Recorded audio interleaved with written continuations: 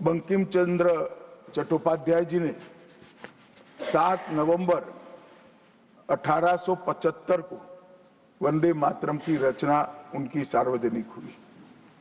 यह दिन कार्तिक शुक्ल नवमी का था। अक्षय नवमी या जगदात्री पूजा के रूप में यह दिन मनाया जाता है।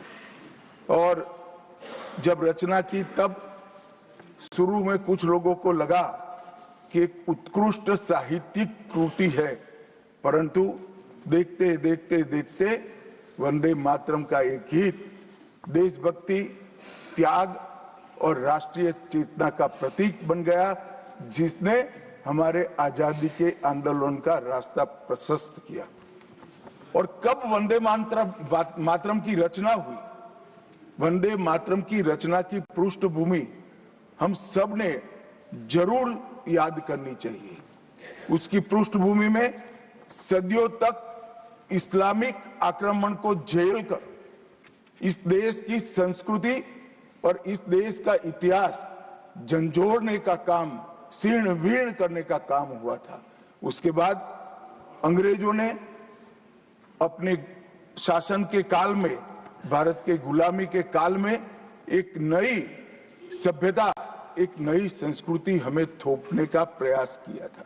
और उस वक्त ये वंदे मातरम का रचना बंकिम बाबू ने की।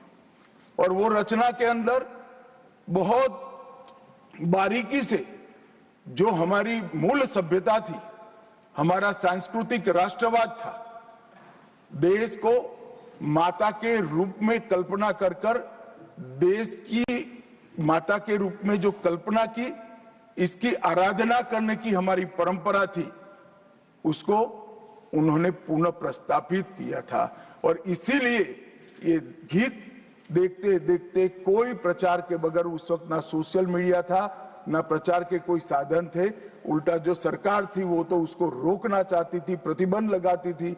वंदे मातरम बोलने वालों पर कोड़े बरसाए जाते थे, जेल में डाल दिए जाते थे। फिर भी वो सारे प्रतिबंधों को पार कर कर हर एक व्यक्ति के मन को भी छुआ, आत्मा को भी छुआ, और अनेक प्रताड़नाएं झेलते हुए भी वंदे मातरम कश्मीर से कन्याकुमारी तक फैल गया।